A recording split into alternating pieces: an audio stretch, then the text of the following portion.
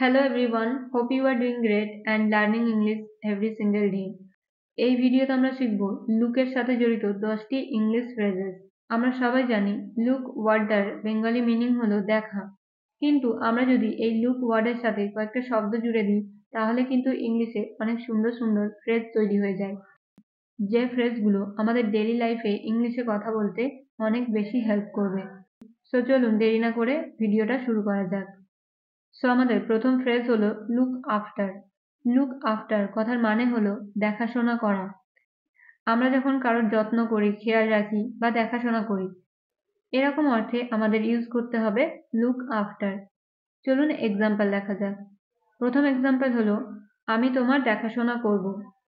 এই বাক্যটার ইংরেজি হবে I will look after you. I will look after you. আমাদের এখানে কিন্তু একটা জিনিস মনে রাখতে হবে, সেটা হলো এই যে লুক ওয়ার্ডটা, এই লুকের ফর্ম কিন্তু টেন্স অ্যাকর্ডিং চেঞ্জ হয়ে যাবে। সো এবার দেখা যাক পরের এক্সাম্পল। তোমার বাচ্চাদের দেখাশোনা করা উচিত। এই বাক্যটার ইংরেজি হবে you should look after children. You should look after children মানে হলো তোমার বাচ্চাদের দেখাশোনা করা উচিত। আশা করছি আপনারা বুঝতে পেরেছেন। চলুন পরের ফ্রেজ দেখা যাক।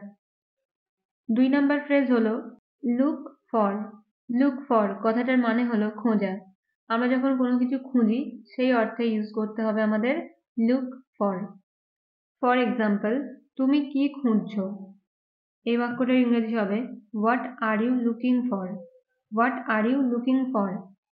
পরের এক্সাম্পল, আমি একটা চাকরি খুঁজছি। এই বাক্যটার ইংরেজি হবে I am looking for a job. I am looking for a job. এখানে সেন্টেন্সটা যেহেতু প্রেজেন্ট কন্টিনিউয়াস টেন্সে আছে, সেই কারণে লুক ফরটা এখানে হয়ে যাচ্ছে looking for. I am looking for a job মানে হলো আমি একটা চাকরি খুঁজছি। নেক্সট হলো লুক অ্যারাউন্ড। লুক অ্যারাউন্ড কথার মানে হলো ঘুরে দেখা। সো আমাদের প্রথম এক্সাম্পল হলো আমি এই জায়গাটা ঘুরে দেখতে চাই। এই বাক্যটার ইংরেজি হবে I want to look around this place. I want to look around this place. আমি পার্কে ঘুরে বেড়াচ্ছি। এই বাক্যটার ইংরেজি হবে I am looking around the park. I am looking around the park. So আমাদের পরের ফ্রেজ হলো look at. Look at মানে হলো তাকানো। ফর এক্সাম্পল, আমার দিকে তাকাও। এই বাক্যটার ইংরেজি হবে look at me. Look at me মানে আমার দিকে তাকাও। তুমি আমার দিকে তাকাচ্ছ কেন? এই বাক্যটার ইংরেজি হবে why are you looking at me? Why are you looking at me? এবার যদি বলি তুমি আমার দিকে তাকালে কেন, এই বাক্যটার ইংরেজি কি হবে? এই বাক্যটার ইংরেজি হবে why did you look at me? Why did you look at me মানে তুমি আমার দিকে তাকালে কেন? এবার আমরা দেখব look related 5 number phrase. So 5 number phrase হলো লুক ইনটু। লুক ইনটু কথার মানে হলো তদন্ত করা। যখন কোনো ঘটনা নিয়ে তদন্ত করার প্রয়োজন হয়, এরকম অর্থে আমরা ইউজ করব লুক ইনটু। এক্সাম্পল, তোমার এই ব্যাপারে তদন্ত করা উচিত। এই বাক্যটার ইংরেজি হবে you should look into this matter. You should look into this matter. পরের এক্সাম্পল, আমি এই কেসটা তদন্ত করতে চাই। এই বাক্যটার ইংরেজি হবে I want to look into this case. I want to look into this case. So আপনারা দেখলেন লুক ইনটুর ব্যবহার আমরা কিরকম অর্থে করতে পারি। চলুন এবার পরেরটা দেখা যাক। তো 6 নাম্বার ফ্রেজ হলো লুক ডাউন অন। মানে হলো কাউকে নিচু চোখে দেখা বা ছোট চোখে দেখা, এরকম অর্থে আমরা ইউজ করব look down on. For example, গরিবদের নিচু চোখে দেখা উচিত না। এই বাক্যটার ইংরেজি হবে we should not look down on the poor. We should not look down on the poor. পরের এক্সাম্পল, সে আমাকে নিচু চোখে দেখে। এই বাক্যটার ইংরেজি হবে he looks down on me. He looks down on me. এখানে সেন্টেন্সটা যেহেতু প্রেজেন্ট ইনডেফিনিট টেন্সে আছে, সেই কারণে এখানে লুক ডাউন অন এই ফ্রেজটা হয়ে যাচ্ছে লুকস ডাউন অন। সো সে আমাকে নিচু চোখে দেখে, এর ইংরেজি হলো he looks down on me মানে সে আমাকে নিচু চোখে দেখে। চলুন এবার দেখা যাক 7 নাম্বার ফ্রেজ। সো আমাদের 7 নাম্বার ফ্রেজ হলো লুক আউট। লুক আউট কথার মানে হলো সাবধানে। সো এই লুক আউট এটা হলো একটা ইংলিশ এক্সপ্রেশন। তো এই ফ্রেজটা আমাদের এক্সপ্রেশন বোঝাতে আমরা ইউজ করে থাকি, রাইট? ফর এক্সাম্পল, সাবধানে মেঝেতে জল পড়ে আছে। এই বাক্যটার ইংরেজি হবে look out, there is water on the floor. Look out, there is water on the floor.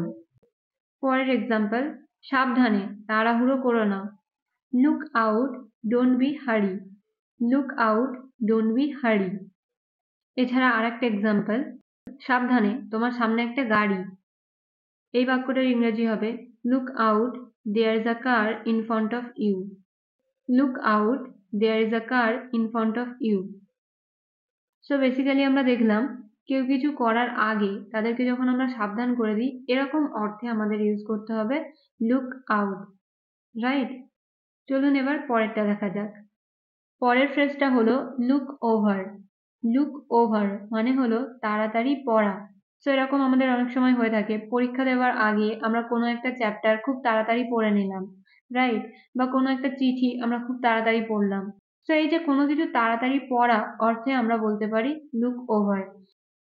For example, চিঠিটা তাড়াতাড়ি পড়ো।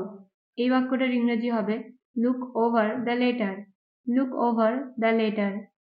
পরের এক্সাম্পল, তাড়াতাড়ি প্রশ্নটা পড়ো এবং আমাকে উত্তরটা বলো।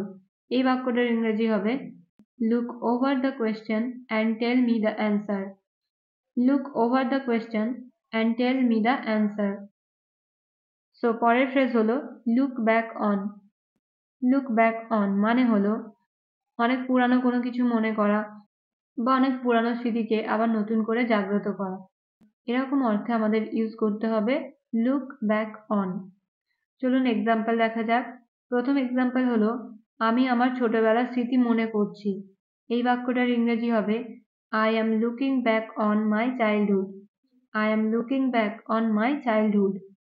পরের এক্সাম্পল, পুরানো দিনের স্মৃতি মনে করো না। Don't look back on your past life. Don't look back on your past life মানে হলো পুরানো দিনের স্মৃতি মনে করো না। তো এবার দেখা যাক 10 নাম্বার ইংলিশ ফ্রেজ। 10 নাম্বার ফ্রেজটা হলো লুক ফরওয়ার্ড। লুক ফরওয়ার্ড মানে হলো উৎসাহী হওয়া। যখন কোনো কিছু নিয়ে আমরা অনেক বেশি এক্সাইটেড থাকি, এরকম অর্থে আমরা ইউজ করব লুক ফরওয়ার্ড। ফর এক্সাম্পল, আমি ঈদ সেলিব্রেট করার জন্য অনেক উৎসাহী। এই বাক্যটার ইংরেজি হবে I am looking forward to celebrate Eid. I am looking forward to celebrate Eid. পরের এক্সাম্পল, আমি আমার জন্মদিনের জন্য অনেক উৎসাহী ছিলাম। এই বাক্যটার ইংরেজি হবে I was looking forward to my birthday. I was looking forward to my birthday মানে আমি আমার জন্মদিনের জন্য অনেক উৎসাহী ছিলাম। সো আমরা আজকের এই ভিডিওতে শিখলাম লুক রিলেটেড 10 ধরনের ইংলিশ ফ্রেজেস, রাইট? সো প্রতিটা ফ্রেজেই কিন্তু স্পোকেন ইংলিশে অনেক বেশি ব্যবহার হয়ে থাকে। সো আজকের ভিডিও এখানেই শেষ। যদি ভিডিওটা ভালো লেগে থাকে অবশ্যই লাইক করবেন এবং শেয়ার করবেন। আবার একটা নতুন ভিডিওর সাথে দেখা হবে। Till then stay happy and keep learning.